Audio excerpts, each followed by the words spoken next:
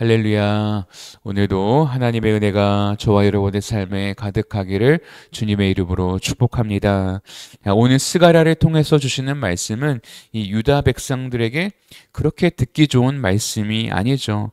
왜냐하면 지금 유다 백성들이 포로에서 돌아온 지 얼마나 됐다고 하나님께서 다시 예루살렘의 두 번째 심판을 말씀하고 계시기 때문입니다. 우리 1절 말씀 다시 한번 같이 읽어보겠습니다. 1절 말씀 시작. 레바노나 내 문을 열고 불이 내 백향목을 사르게 하라. 아멘. 자, 이 레바논은 구약시대에 가장 삼림이 울창했던 그런 지역이었습니다. 그런데 하나님께서 그 숲을 전부 태워버리겠다라고 말씀하시는 거예요. 그리고 여기서 내 문을 열고 문을 연다라고 하셨는데, 레바논의 문이라는 것은 무서운 재앙이 일어나지 않도록 하나님께서 지켜주시는 은총의 문이었습니다. 레바논의 숲이 지금까지 유지될 수 있었던 것은, 그 울창한 숲을 유지할 수 있었던 것은 다른 것이 아니라 하나님의 은총 덕분이었는데, 하나님께서 오늘 그 문을, 내 문을 여시겠다라고 말씀하시는 것이죠. 자, 우리가 지금까지 살아남을 수 있었던 이유는 무엇입니까? 그냥 운이 좋아서 그런 것입니까? 그런 것이 아니라 그동안 하나님께서 우리들을 은총의 문으로 지켜주셨기 때문에 오늘 우리가 지금까지 이렇게 살아 있을 수 있는 것입니다. 노아의 홍수 심판이 일어나기 전에 하나님께서 969년 동안 참으셨기 때문에, 은총으로 참으셨기 때문에 살 수 있었던 것이죠. 그러나 이 은총의 문이 열리면 홍수 심판을 받게 되는 거예요. 그래서 1절 말씀은 하나님께서 지금까지 보호해 주시던 그 보호막을 제거하시겠다. 그래서 더 이상 숲을 지켜주시지 않겠다라고 말씀하시는 것입니다. 그래서 이것을 신학 용어로 유기라고 이야기해요. 하나님께서 내버려 두시는 것이죠. 그동안에 지켜주셨는데 그 손을 거두실 때, 내버려 두실 때 우리는 그런 재앙을 우리가 막을 수가 없게 된다라는 것입니다. 그래서 불에 타도록 내버려 두시는 거예요.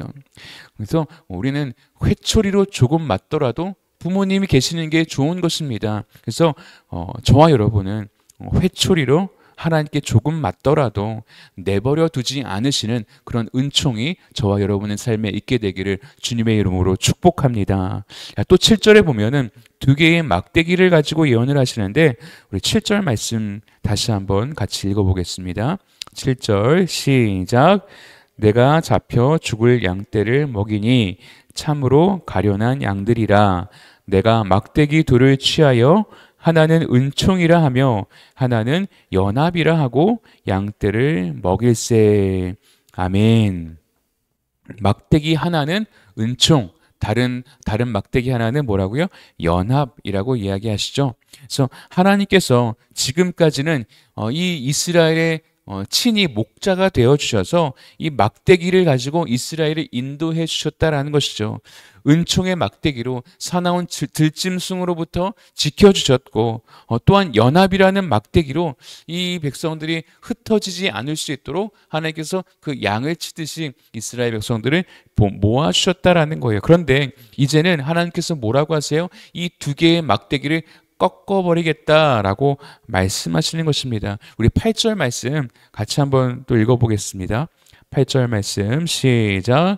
한 달 동안에 내가 그 세 목자를 제거하였으니 이는 내 마음에 그들을 싫어하였고 그들의 마음에도 나를 미워하였음이라. 아멘. 한 달 동안이라고 했는데 이것은 짧은 기간을 이야기해요. 짧은 기간 안에 이렇게 하겠다라는 것인데, 새 목자는 무엇을 가리키냐면 기름 부은 자들이 있었죠. 구약시대에 대표적으로 기름 붓는 부음을 받는 사람이 누구이냐면 왕, 제사장, 그리고 선지자입니다. 그런데 이 새 목자가 사라진다라는 거예요. 백성들을 말씀으로 가르치고 백성들을 하나님의 말씀대로 이끌고 그렇게 하나님의 말씀 안에 거하게 하는 이 왕과 제사장과 선지자를 제거하신다라는 거예요. 자, 이것이 사라진다라는 거 무슨 말이니까 곧 하나님의 말씀이 사라진다라고 하는 말입니다. 실제로 여러분 어떻게 돼요? 말라기 선지자 이후부터 세례 요한까지 하나님께서 말씀을 거두시잖아요. 하나님께서 말씀을 거두시면서 우리가 그 기간을 뭐라고 불러요? 영적인 암흑기라고 이야기하는 거예요. 하나님께서 400년 동안 영적인 암흑기를 이스라엘 백성들에게 허락하시는 것이죠. 이것도 역시 하나님께서 유기 내버려 두시겠다라는 것이죠. 왜 하나님께서 이제 막 귀환해서 성전 재건을 하는 이 유다 백성들에게 이런 무서운 예언을 하신 걸까요? 그 이유는 뭐라고 이야기하냐면 그들이 하나님을 미워했기 때문이다라고 오늘 하나님이 말씀하세요. 자, 이 이야기를 듣는 유대인들이 어떻겠어요? 펄쩍 뛰었겠죠. 아니 하나님, 우리가 언제 하나님을 미워했습니까? 하루 종일 율법을 낭독하고 그리고 기도하면서 시간을 다 보내는데 하나님 무슨 소리 하시는 겁니까? 이렇게 이야기하지 않았겠습니까? 왜냐하면 정말 열심으로 종교 생활 같이 열심으로 그 일들을 했었거든요. 그런데 하나님은 종교 생활 자체가 하나님을 사랑하는 것으로 보시지 않는다라는 거예요. 매일 말씀을 읽어도 암송을 해도 매일 예배를 드려도 기도를 해도 말씀으로 변화되지 않는 사람, 그 사람은 하나님을 미워하시는 것으로 보시는 거예요. 하나님께서 우리에게 말씀을 주시는 것은 말씀을 듣고 변화되라는 것입니다. 말씀을 듣고 하나님을 따라가라는 거예요. 말씀을 듣고 예수님처럼 변화되는 삶을 살라고 우리에게 말씀을 주시는 것이죠. 사랑하는 성도 여러분, 혹시 여러분은 영적 성숙으로 나아가고 있습니까? 영적으로 나의 달라짐을 여러분 느끼면서 살아가십니까?